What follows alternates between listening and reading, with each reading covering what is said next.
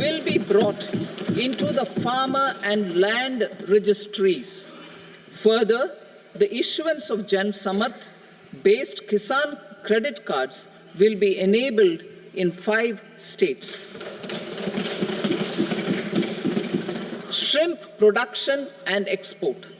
Financial support for setting up a network of nucleus breeding centers for shrimp brood stocks will be provided. Financing for shrimp farming, processing, and export will be facilitated through NABARD. National Cooperation Policy.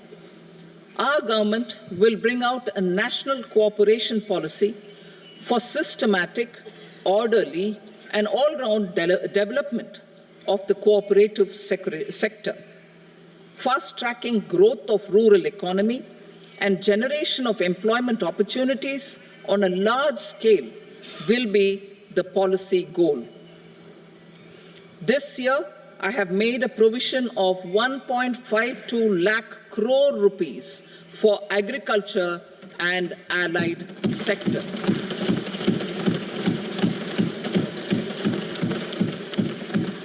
Priority 2, employment and skilling. Employment-linked incentive. Our government will implement following 3 schemes for employment-linked incentive as part of the Prime Minister's package. These will be based on enrollment in the EPFO and focus on recognition of first-time employees and support to employees and employers. Scheme A, first-timers. This scheme will provide 1 month wage to all persons newly entering the workforce in all formal sectors.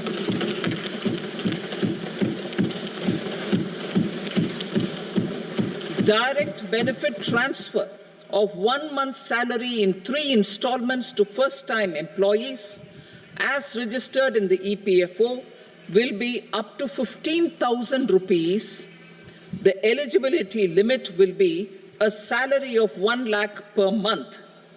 The scheme is expected to benefit 210 lakh youths.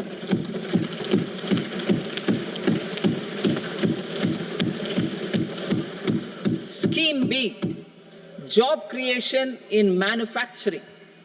This scheme will incentivize additional employment in the manufacturing sector linked to the employment of first-time employees. An incentive will be provided at specified scale directly both to the employee and the employer with respect to the EPFO contribution in the first 4 years of employment. The scheme is expected to benefit 30 lakh youth entering employment and their employers.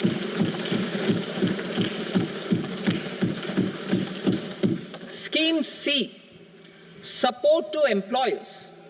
This employer-focused scheme will cover additional employment in all sectors.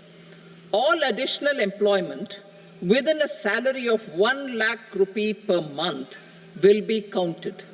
The government will reimburse to employers up to 3,000 rupees per month for 2 years towards the EPFO contribution for each additional employee.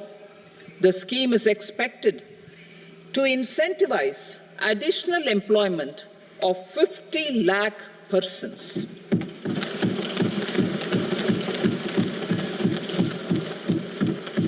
Participation of women in the workforce. We will facilitate higher participation of women in the workforce through setting up of working women hostels in collaboration with industry and establishing creches. In addition, the partnership will seek to organize women-specific skilling programs and promotion of market access for women SHG enterprises. Skilling program. I'm happy to announce a new centrally sponsored scheme as the 4th scheme under the Prime Minister's package for skilling in collaboration with state governments and industry. 20 lakh youth will be skilled over a 5-year period.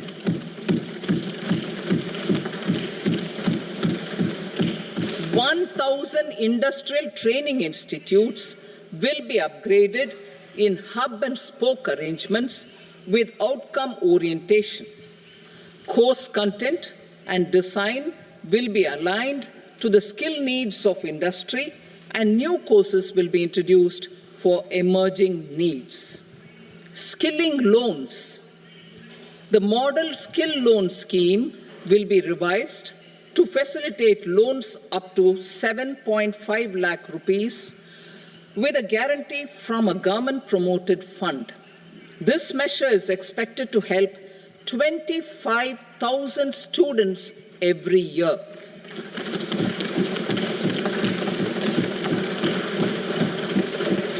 Education loans.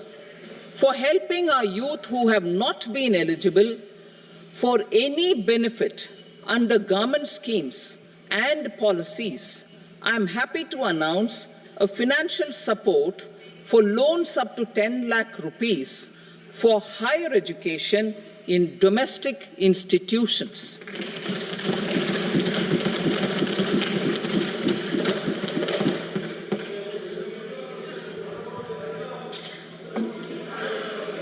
E-vouchers for this purpose.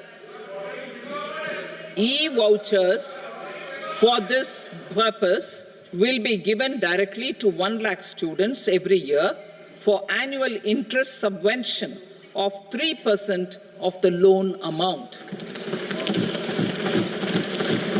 Priority 3, inclusive human resource development and social justice.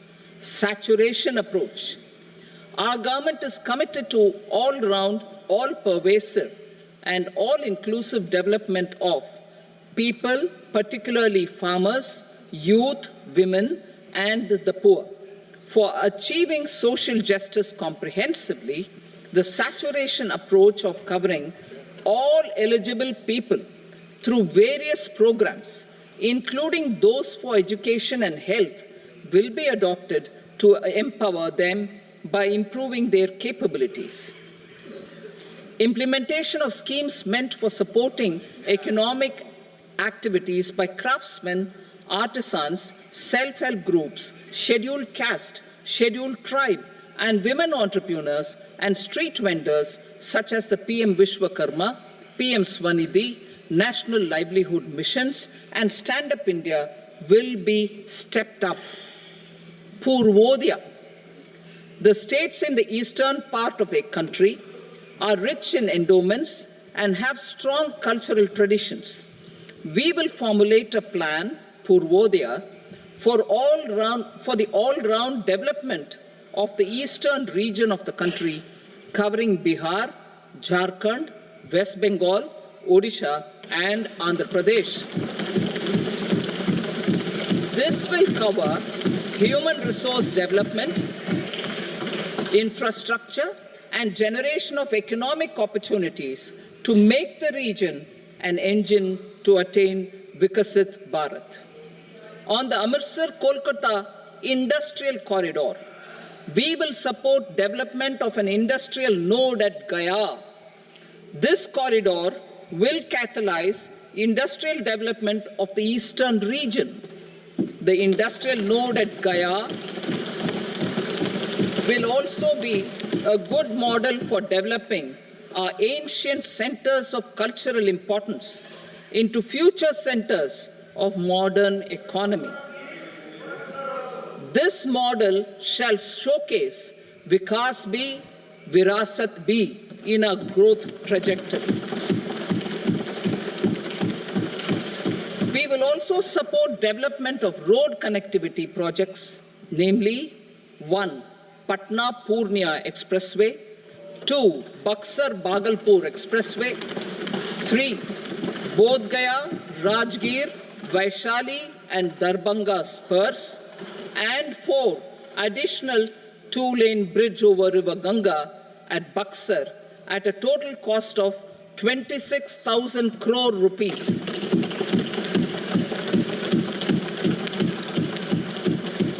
power projects, including setting up of a new 2,400 megawatt power plant at Peerpainti, will be taken up at a cost of 21,400 crore rupees.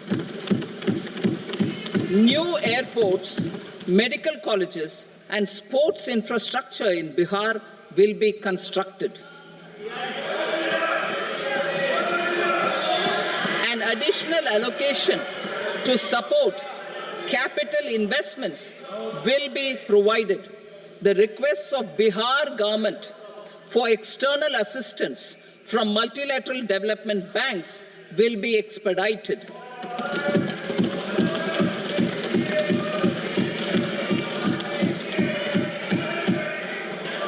Andhra Pradesh Reorganization Act.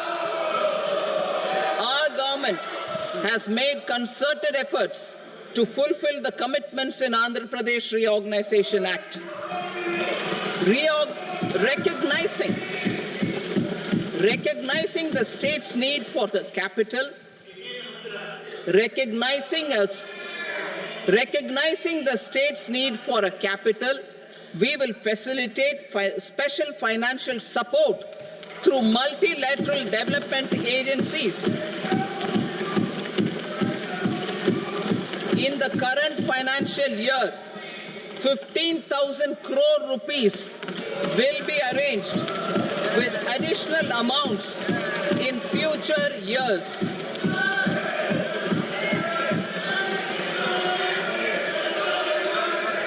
Our government is fully committed to financing and early completion of the Polavaram irrigation project, which is the lifeline for Andhra Pradesh and its farmers. This will facilitate our country's food security as well. Under the Andhra Pradesh Reorganization Act, for promoting industrial development, funds will be provided for essential infrastructure such as water, power, railways, and roads in Kopparthi node on the Visakhapatnam-Chennai Industrial Corridor and Varavakal node on the Hyderabad-Bangalore Industrial Corridor. An additional allocation will be provided this year towards capital investment for economic growth.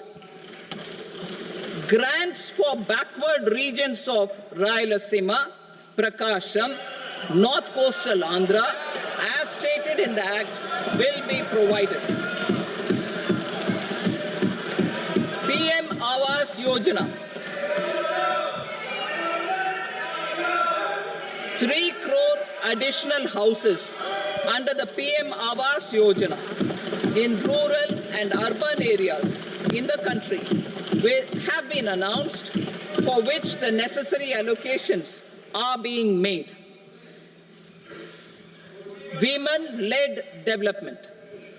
For promoting women-led development, the budget carries an allocation of more than 3 lakh crore for schemes benefiting women and girls. This signals our government's commitment for enhancing women's role in economic development. Pradhan Mantri Janjatiya Unnat Gram Abhiyan. For improving the socio-economic condition of tribal communities, we will launch the Pradhan Mantri Janjatiya Unnat Gram Abhiyan by adopting saturation coverage for tribal families in tribal majority villages and aspirational districts.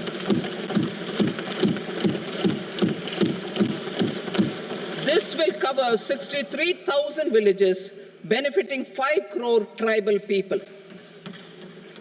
Bank branches in northeastern region.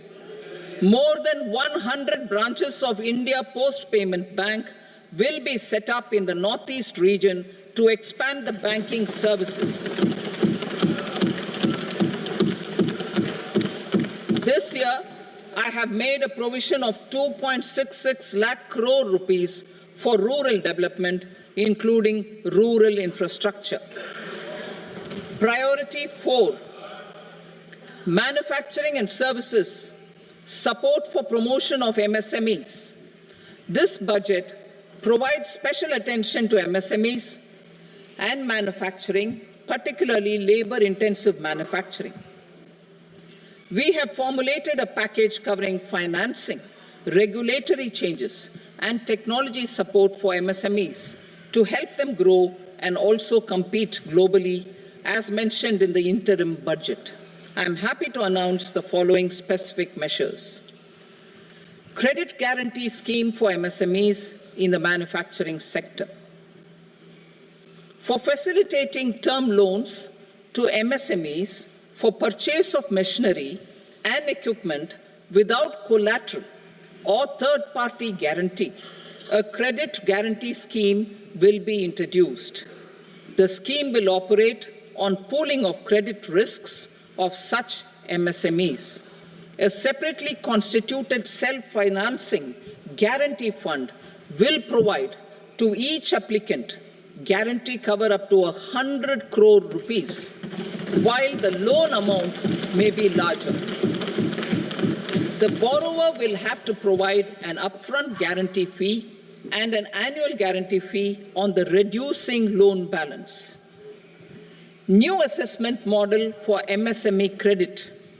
Public sector banks will build their own in-house capability to assess MSMEs for credit instead of relying on external assessment. They will also take a lead in developing or getting developed a new credit assessment model based on the scoring of digital footprints of the MSMEs in the economy. This is expected to be a significant improvement over the traditional assessment of credit eligibility based only on asset or turnover criteria. That will also cover MSMEs without a formal accounting system. Credit support to MSMEs during stress period. I'm happy to announce a new mechanism for facilitating continuation of bank credit to MSMEs during their stress period while being in special mention account, SMA stage, for reasons beyond their control. MSMEs need credit to continue their business and to avoid getting into the NPA stage. Credit availability will be supported through a guarantee from a government-promoted fund. Mudra loans. The limit of Mudra loans will be enhanced to 20 lakh from the current 10 lakh for those entrepreneurs who have availed and successfully repaid previous loans under the Tarun category. Enhanced scope for mandatory onboarding in TREDS. For facilitating MSMEs to unlock their working capital by converting their trade receivables into cash, I propose to reduce the turnover threshold of buyers for mandatory onboarding on the TREDS platform from rupees 500 crore to 250 crore rupees. This measure will bring 22 more CPSCs and 7,000 more companies onto the platform. Medium enterprises will also be included in the scope of the suppliers. SIDBI branches in MSME clusters. SIDBI will open new branches to expand its reach to serve all major MSME clusters within 3 years and provide direct credit to them. With the opening of 24 such branches this year, the service coverage will expand to 168 out of 242 major clusters. MSME units for food irradiation, quality and safety testing. Financial support for setting up of 50 multi-product food irradiation units in the MSME sector will be provided. Setting up of 100 food quality and safety testing labs with NABL accreditation will be facilitated. E-commerce export hubs to enable MSMEs and traditional artisans to sell their products in international markets. E-commerce export hubs will be set up in public-private partnership mode. These hubs, under a seamless regulatory and logistic framework, will facilitate trade and export-related services under one roof. Measures for promotion of manufacturing and services. Internship in top companies. As the fifth scheme under Prime Minister's package, our government will launch a comprehensive scheme for providing internship opportunities in 500 top companies to 1 crore youth in 5 years. They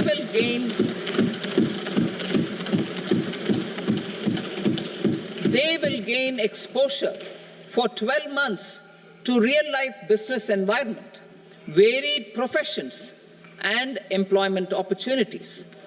An internship allowance of 5,000 per month, 5,000 rupees per month, along with a one-time assistance of 6,000 rupees will be provided.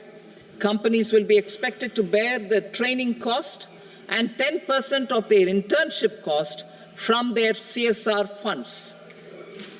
Industrial parks. Our government will facilitate development of investment-ready, plug-and-play industrial parks with complete infrastructure in or near 100 cities in partnership with the states and private sector by better using town planning schemes. 12 industrial parks under the National Industrial Corridor Development Program also will be sanctioned.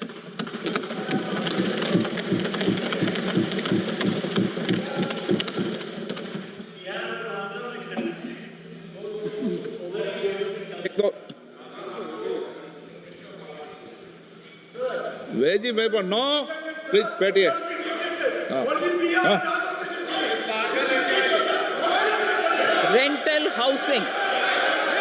Rental housing with dormitory type accommodation for industrial workers will be, just 1 minute. Rental housing, I repeat, rental housing with dormitory type accommodation for industrial workers will be facilitated in PPP mode with VGF support and commitment from anchor industries. Shipping industry, ownership, leasing, and flagging reforms will be implemented to improve the share of Indian shipping industry and generate more employment. Critical mineral mission. We will set up a critical mineral mission for domestic production, recycling of critical minerals, and overseas acquisition of critical mineral assets. Its mandate will include technology development, skilled workforce, extended producer responsibility framework, and a suitable financing mechanism. Offshore mining of minerals. Our government will launch the auction of the first tranche of offshore blocks for mining, building on the exploration already carried out. Digital public infrastructure applications. Turning to the services sector, I propose development of DPI applications at population scale for productivity gains, business opportunities, and innovation by the private sector. These are planned in the areas of credit, e-commerce, education, health, law and justice, logistics, MSME service delivery, and urban governance. Integrated technology platform for IBC ecosystem.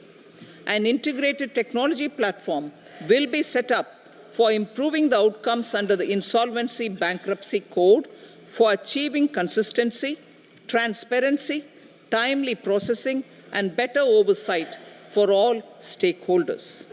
Voluntary closure of LLPs. The services of the Center for Processing Accelerated Corporate Exit, CPACE, will be extended for voluntary closure of LLPs to reduce the closure times. National Company Law Tribunals. The IBC has resolved more than 1,000 companies, resulting in direct recovery of 3.3 lakh crore to creditors. 3.3 lakh crore rupees to creditors. In addition, 28,000 cases involving over 10 lakh crore rupees have been disposed of even prior to admission. Appropriate changes to the IBC, reforms and strengthening of the tribunal and appellate tribunals will be initiated to speed up insolvency resolution. Additional tribunals will be established. Out of those, some will be notified to decide cases exclusively under the Companies Act. Debt recovery. Steps for reforming and strengthening debt recovery tribunals will be taken. Additional tribunals will be established to speed up recovery. Priority 5, urban development. Cities as growth hubs. Working with states, our government will facilitate development of cities as growth hubs. This will be achieved through economic and transit planning and orderly development of peri-urban areas utilizing town planning schemes. Creative redevelopment of cities. For creative brownfield redevelopment of existing cities with a transformative impact, our government will formulate a framework for enabling policies, market-based mechanisms, and regulation. Transit-oriented development.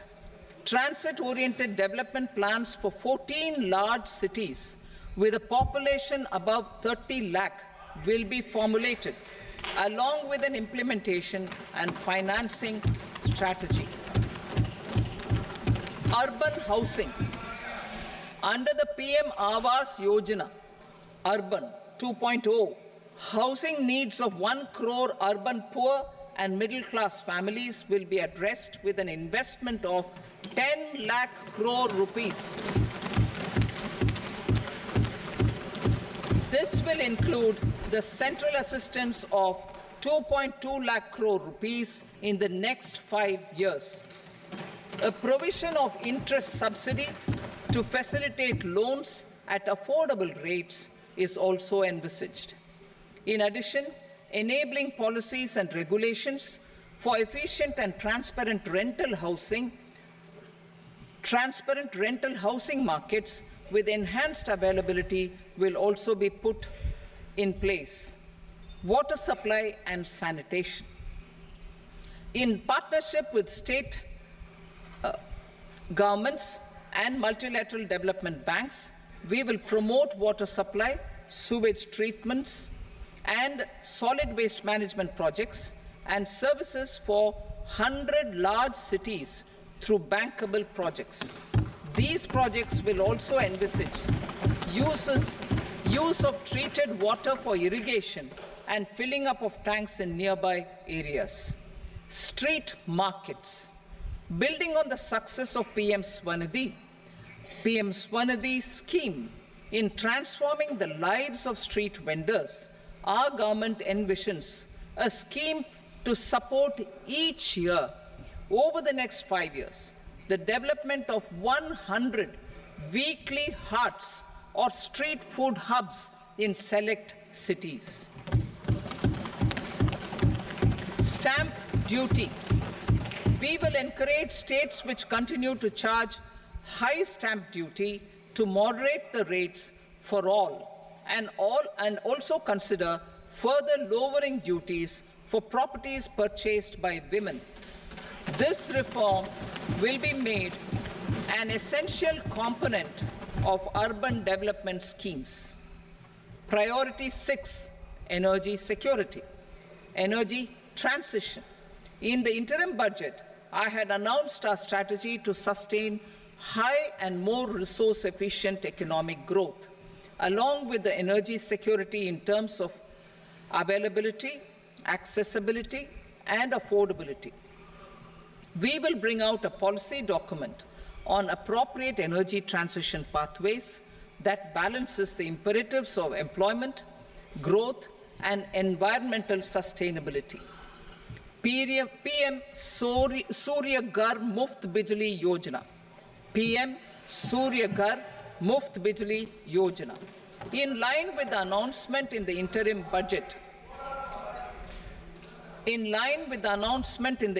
budget, PM Surya Ghar Muft Bijli Yojana has been launched to install rooftop solar plants to enable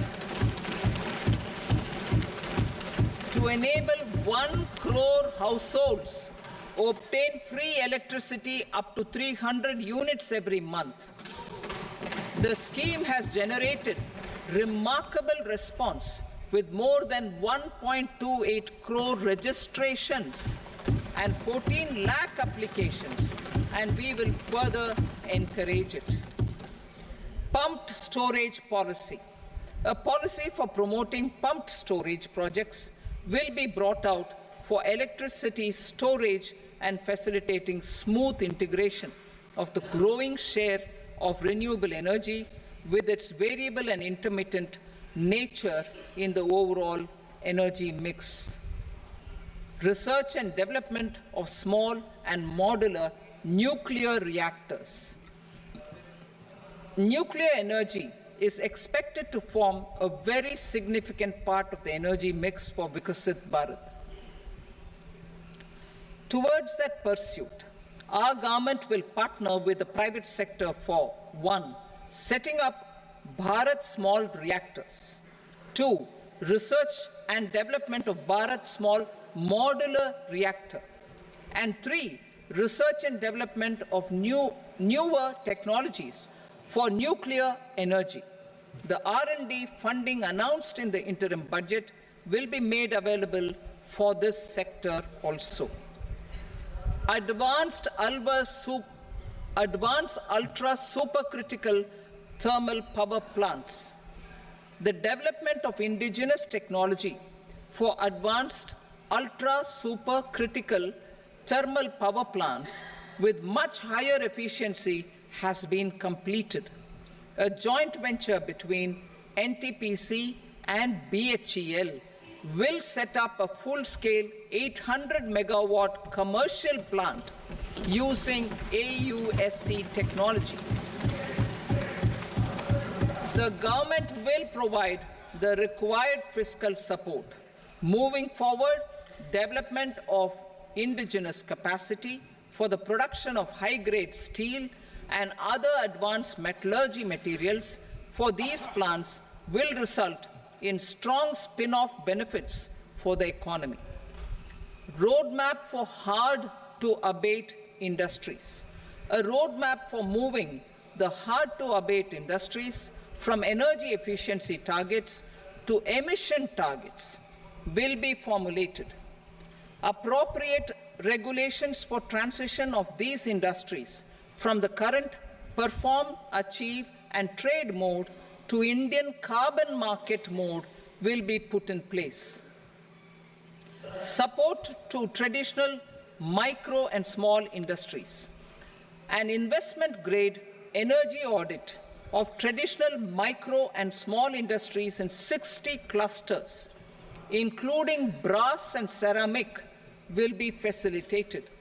Financial support will be provided for shifting them to cleaner forms of energy and implementation of energy efficiency measures.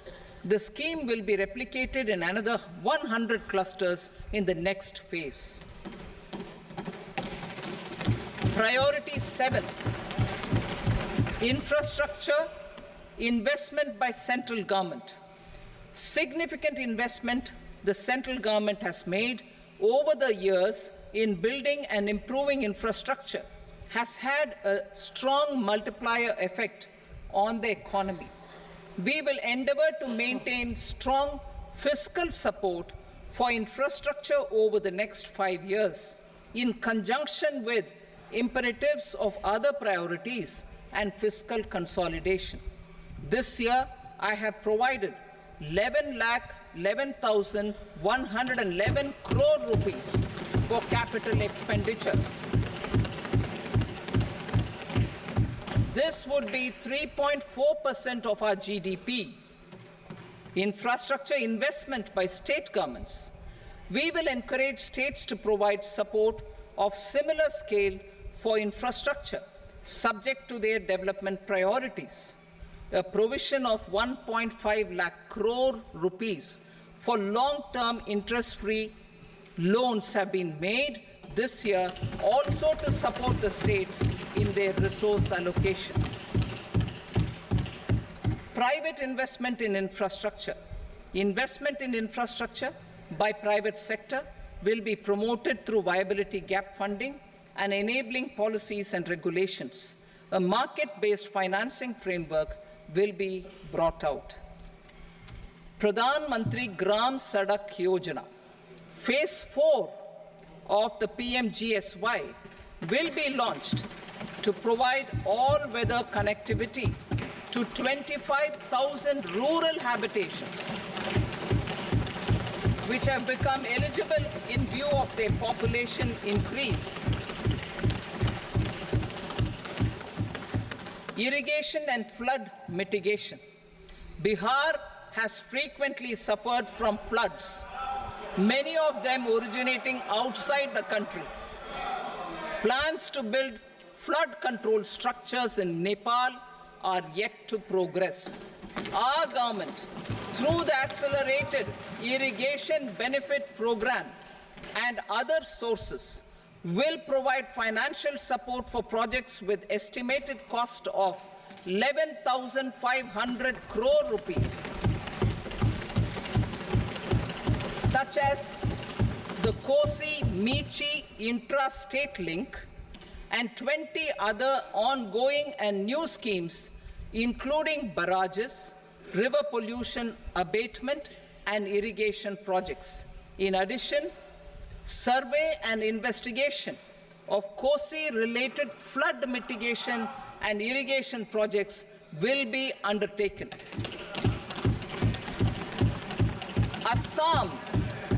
Assam grapples with floods every year by the Brahmaputra River and its tributaries originating outside India. We will provide assistance to Assam for flood management and related projects.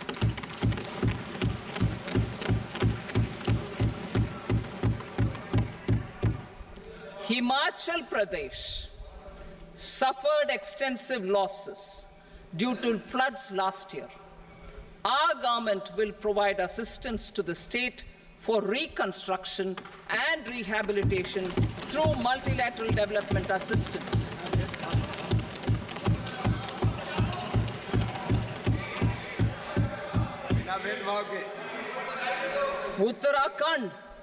Uttarakhand too suffered losses due to cloudbursts and massive landslides. We will provide assistance to the state. Recently, Sikkim witnessed devastating flash floods and landslides that wreaked havoc across the state. Our government will provide assistance to the state. Tourism. Tourism has always been a part of our civilization. Our efforts in positioning India as a global tourist destination will also create jobs, stimulate investments, and unlock economic opportunities for other sectors.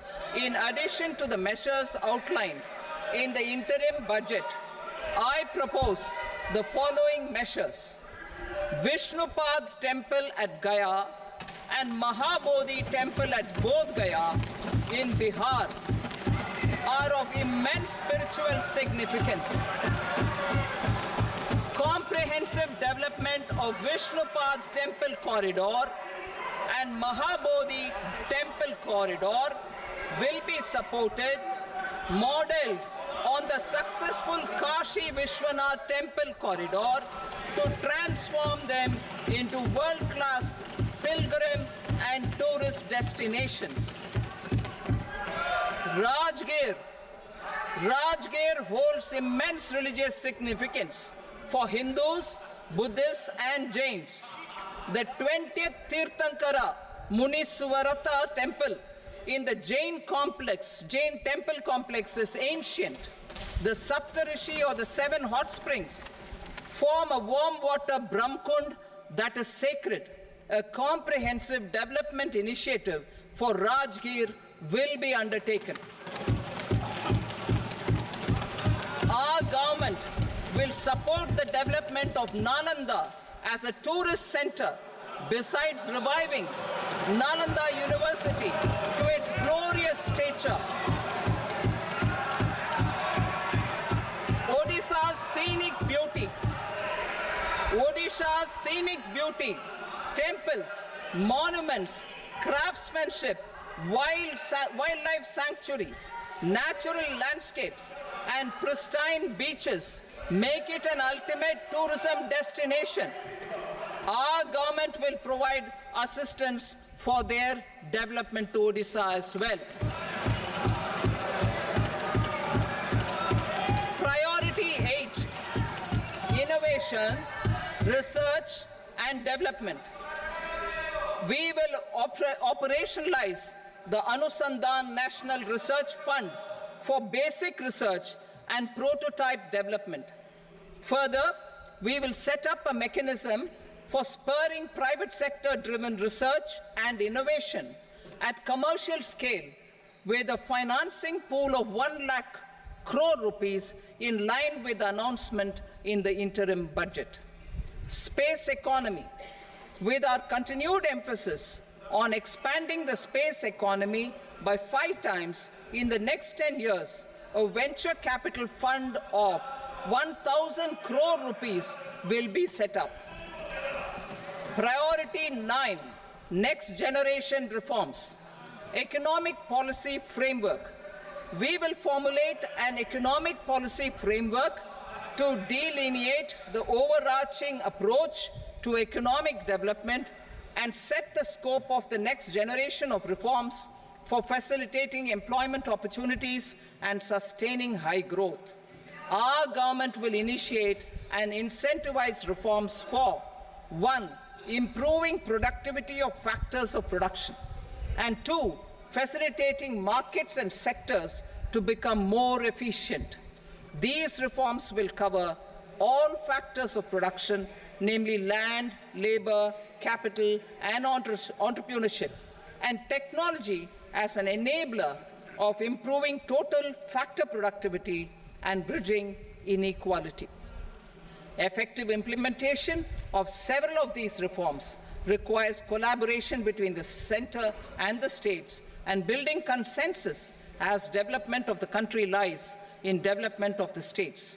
For promoting competitive federalism and incentivizing states for faster implementation of reforms, I propose to earmark a significant part of the 50-year interest-free loan. Working with the states, we will initiate the following reforms.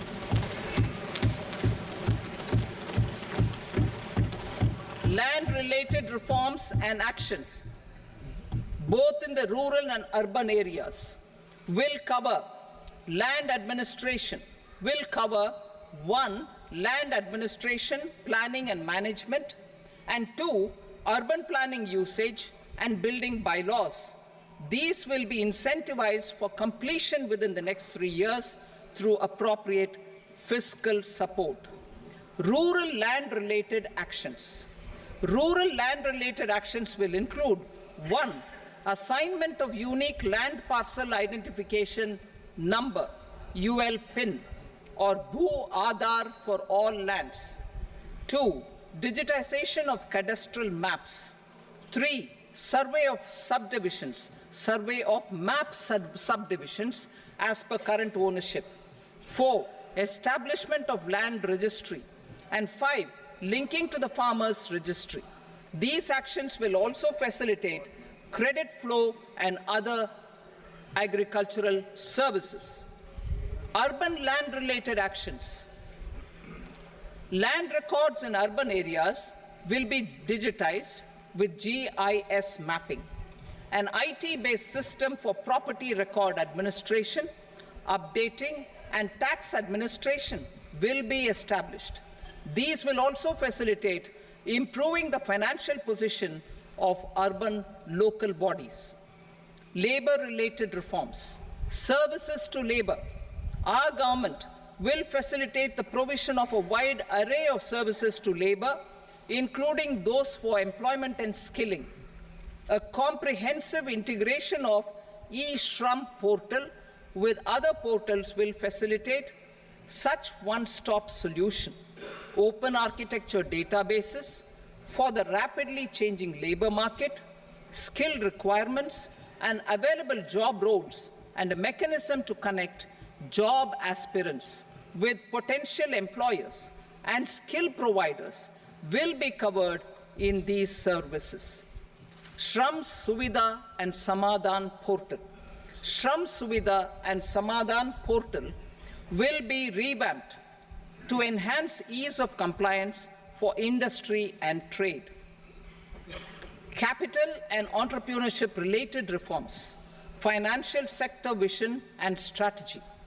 For meeting financing needs of the economy, our government will bring out a financial sector vision and strategy document to prepare the sector in terms of size, capacity, and skills. This will set the agenda for the next 5 years and guide the work of the government, regulators, financial institutions, and market participants. Taxonomy for climate finance.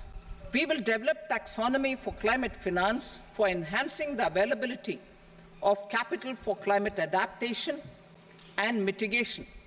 This will support achievement of the country's climate commitments and green transition. Variable capital company structure. We will seek the required legislative approval for providing an efficient and flexible mode for financing leasing of aircrafts and ships and pooled funds of private equity through a variable company structure. Foreign direct investments and overseas investment. The rules and regulations for foreign direct investment and overseas investments will be simplified to 1. Facilitate foreign direct investments, 2. Nudge prioritization, and 3. Promote opportunities for using Indian rupee as a currency for overseas investment. NPS Vatsalya. NPS Vatsalya, a plan for contribution by parents and guardians for minors, will be started.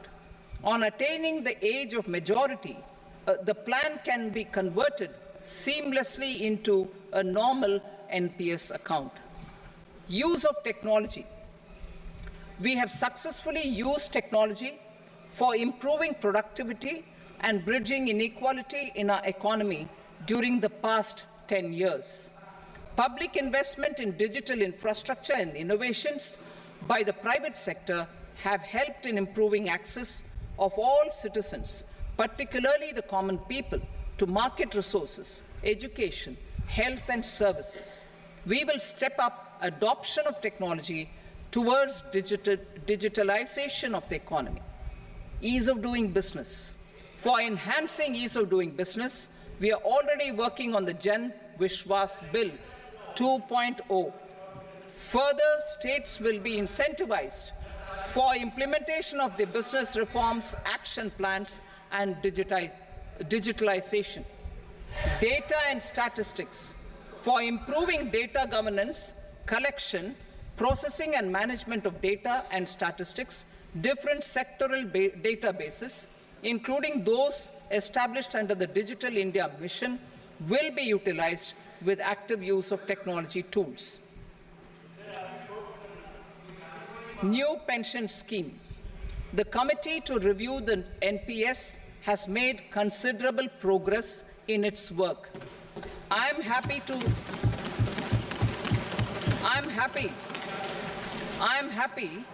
that the staff side of the National Council of the Joint consultative machinery for central government employees has taken a constructive approach. A solution will be evolved which addresses the relevant issues while maintaining fiscal prudence to protect the common citizens. Budget estimates for 24-25.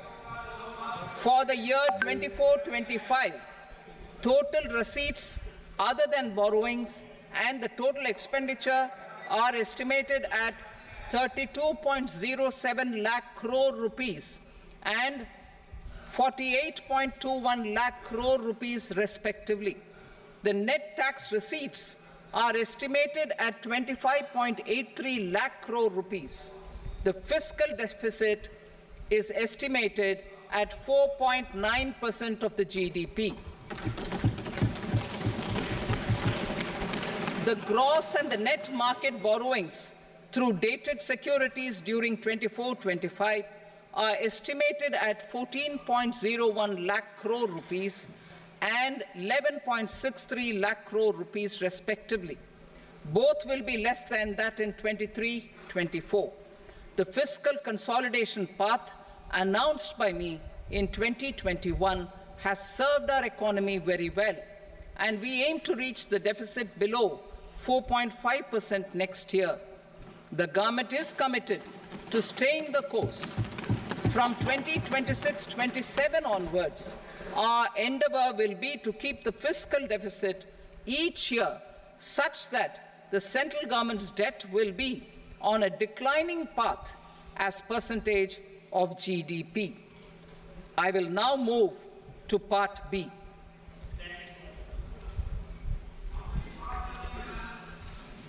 Indirect taxes. Sir, I start with GST. It has decreased tax incidence on the common man, reduced compliance burden and logistics cost for trade and industry, and enhanced revenues of the central and the state governments. It is a success of vast proportions. To multiply the benefits of GST, we will strive to further simplify and rationalize the tax structure and endeavor to expand it to the remaining sectors. My proposals for customs duties intend to support domestic manufacturing, deepen local value addition, promote export competitiveness, and simplify taxation while keeping the interest of the general public and consumers surmount. In Budget 22-23, we reduced the number of customs duty rates. I propose to undertake a comprehensive review of the rate structure over the next 6 months to rationalize and simplify it for ease of trade, removal of duty inversion, and reduction of disputes. I shall now take up sector-specific customs duty proposals. Medicine and medical equipments. To provide relief to cancer patients, I propose to fully exempt 3 more medicines from customs duties.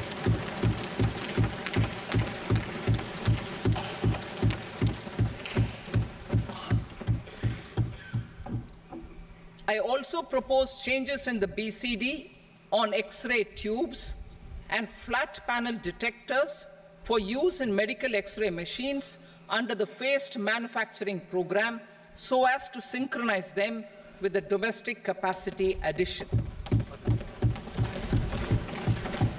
Mobile phone and related parts. With a 3-fold increase in domestic production and almost a 100-fold jump in exports of mobile phones over the last 6 years, the Indian mobile industry has matured. In the interest of consumers, I now propose to reduce the BCD on mobile phone, mobile PCBA, and mobile charger to 15%. Critical minerals. Minerals such as lithium, copper, cobalt, and rare earth elements are critical for sectors like nuclear energy, renewable energy, space, defense, telecommunications, and high-tech electronics. I propose to fully exempt customs duties on 25 critical minerals and reduce BCD on 2 of them. This will provide a major fillip to the processing and refining of such minerals and help secure their availability for these strategic and important sectors. Solar energy. Energy transition is critical in the fight against climate change.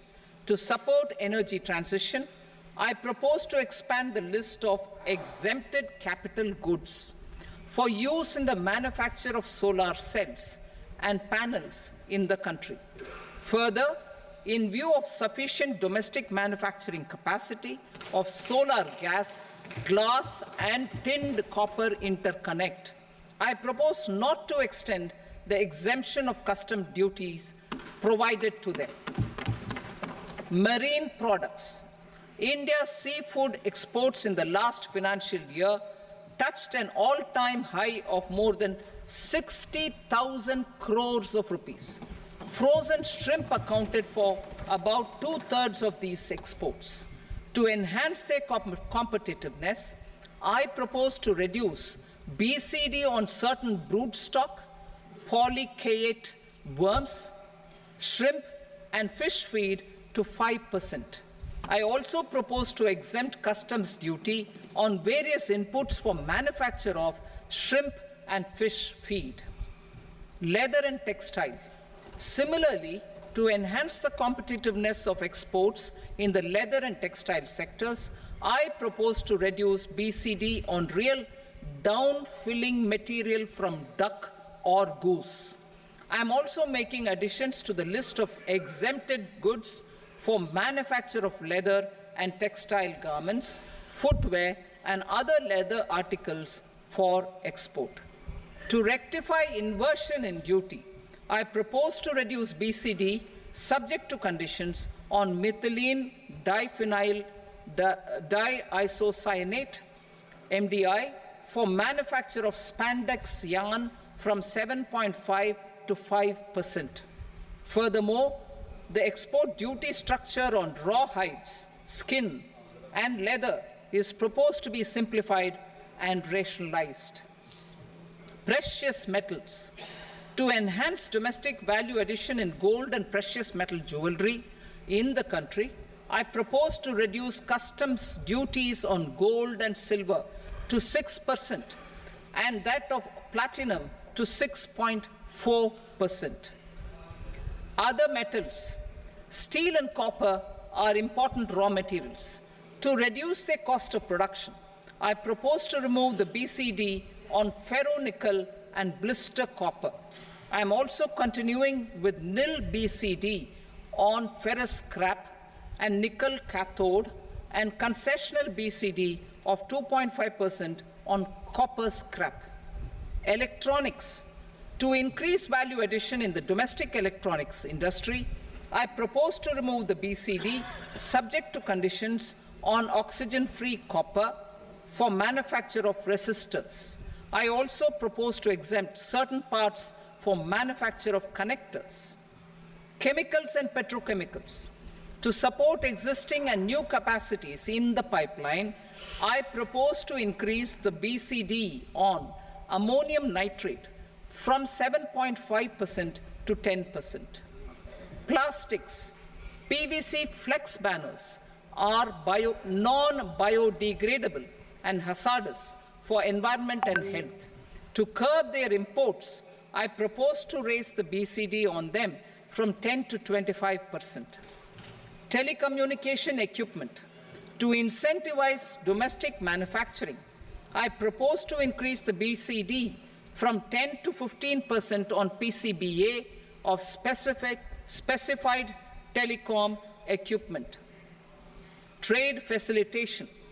To promote domestic aviation and boat and ship MRO, I propose to extend the period for export of goods imported for repairs from 6 months to 1 year. I'll read that again. To promote domestic aviation and boat and ship maintenance, repair and operations, I propose to extend the period for export of goods imported for repairs from 6 months to 1 year. In the same vein, I propose to extend the time limit for re-import of goods for repairs under warranty from 3 to 5 years. I now move to direct taxes. We will continue our efforts to simplify taxes, improve taxpayer services, provide tax certainty, and reduce litigation while enhancing revenues for funding the development and welfare schemes of the government. It has been our endeavor to simplify taxation. We have taken a number of measures in the last few years, including introduction of simplified tax regimes without exemptions and deductions for corporate tax and for personal income tax. This has been appreciated by taxpayers. 58% of corporate tax came from the simplified tax regime in the financial year 22-23. Similarly, as per data available till now, for the last fiscal, more than 2/3 have availed the new personal income tax regime. Comprehensive review of the Income Tax Act. I am now announcing a comprehensive review of the Income Tax Act 1961. The purpose is to make the Act concise, lucid, easy to read and understand. This will reduce disputes and litigation, thereby providing tax certainty to the taxpayers. I will also bring down the demand embroiled in litigation. It is proposed to be completed in 6 months. A beginning is being made in the Finance Bill by simplifying the tax regime for charities, tedious rate structures, provisions of reassessment and such provisions, and capital gains taxation. Simplification for charities and tedious. Two tax exemption regimes. The two tax exemption regimes for charities are proposed to be merged into one. The 5% TDS rate on many payments is being merged into the 2% TDS rate, and the 20% TDS rate on repurchase of units by mutual funds or UTI is being withdrawn. TDS rate on e-commerce operators is proposed to be reduced from 1 to 0.1%. Moreover, credit of TCS is proposed to be given in the TDS to be deducted on salary. Further, I propose to decriminalize delay for payment of TDS up to the due date of filing statement for the same. I also plan to provide a standard operating procedure for TDS defaults and simplify and rationalize the compounding guidelines for such defaults. Simplification of reassessment. I propose to thoroughly simplify the provisions for reopening and reassessment. An assessment hereinafter can be reopened beyond 3 years from the end of the assessment year only if the escaped income is 50 lakh rupees or more, up to a maximum period of 5 years from the end of the assessment year. Even in such cases, a time limit of 6 years before the year of the search, as against the existing time limit of 10 years, is being proposed. This will reduce tax uncertainty and disputes. Simplification and rationalization of capital gains. Capital gains taxation is also proposed to be hugely simplified. Short-term gains on certain financial assets shall henceforth attract a tax rate of 20%, while that on all other financial assets and all non-financial assets shall continue to attract the applicable tax rate. Long-term gains on all financial and non-financial assets, on the other hand, will attract a tax rate of 12.5%. For the benefit of the lower and the middle income classes, I propose to increase the limit of exemption of capital gains on certain financial assets to 1.25 lakh rupees per year. Listed financial assets held for more than a year will be classified as long-term, while unlisted financial assets and all non-financial assets will have to be held for at least 2 years to be classified as long-term. Unlisted bonds and debentures, debt mutual funds, and market-linked debentures, irrespective of holding period, however, will attract tax on capital gains at applicable rates. Taxpayer services.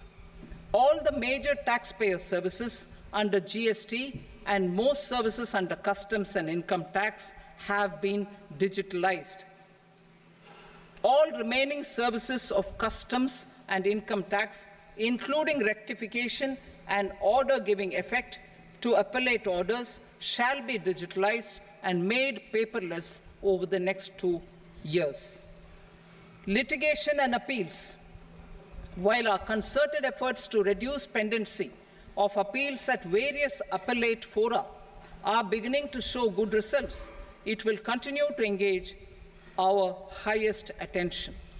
To dispose of the backlog of first appeals, I plan to deploy more officers to hear and decide such appeals, especially those with large tax effect. For resolution of certain income tax disputes pending in appeal, I am also proposing Vivad Se Vishwas Scheme 2024. Further, I propose to increase monetary limits for filing appeals related to direct taxes, excise, and service tax in the tax tribunals, high courts, and Supreme Court to 60 lakh rupees, 2 crore rupees, and 5 crore respectively, with a view to reduce litigation and provide certainty in international taxation. We will expand the scope of safe harbor rules and make them more attractive. We will also streamline the transfer pricing assessment procedure. Employment and investment. I have a few proposals to promote investment and foster employment. First of all, to bolster the Indian startup ecosystem, boost the entrepreneurial spirit, and to support innovation, I propose to abolish the so-called angel tax for all classes of investors. Second, there is tremendous potential for cruise tourism in India.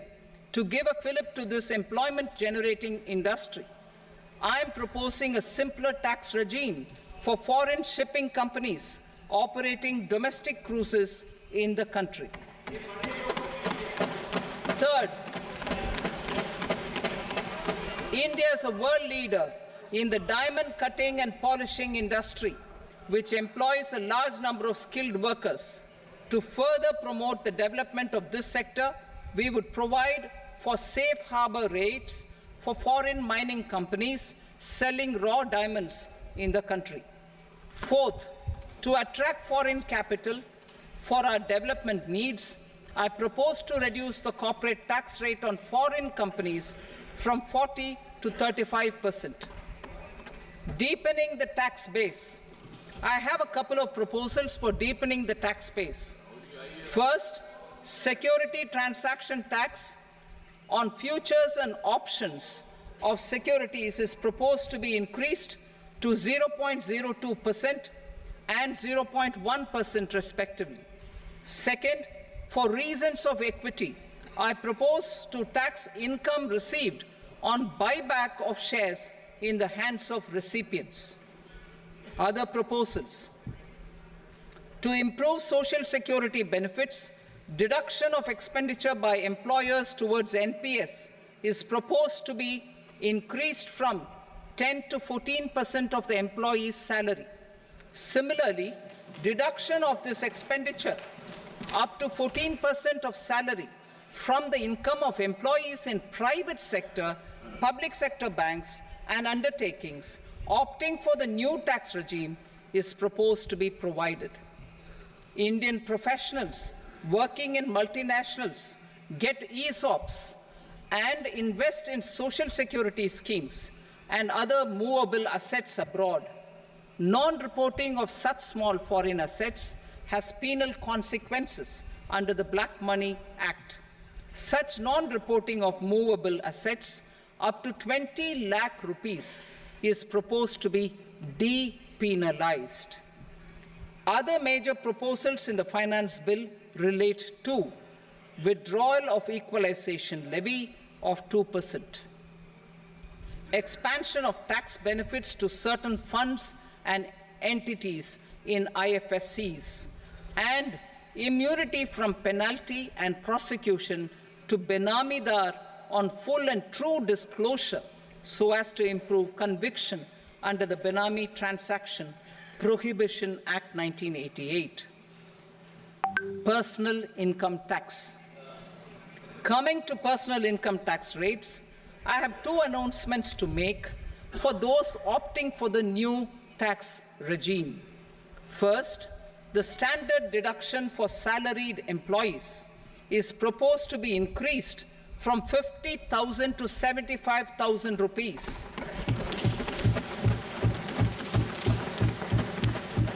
Similarly, deduction on family pension for pensioners is proposed to be enhanced from 15,000 to 25,000 rupees. This will provide relief to about 4 crore salaried individuals and pensioners.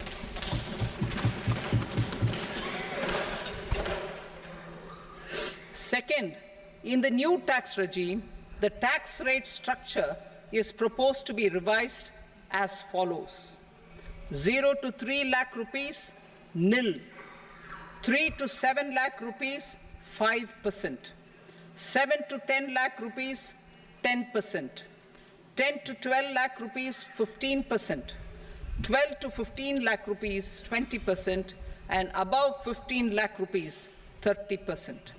As a result of these changes, a salaried employee in the new tax regime stands to save up to 17,500 rupees in income tax.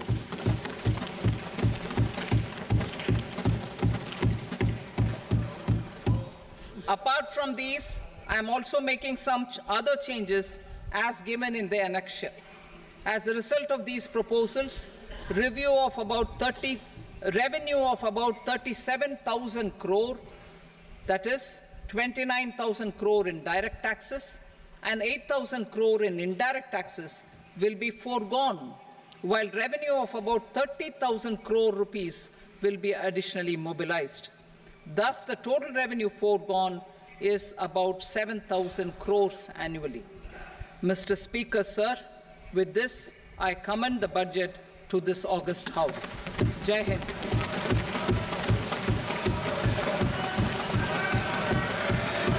Item number 2. Item number 2.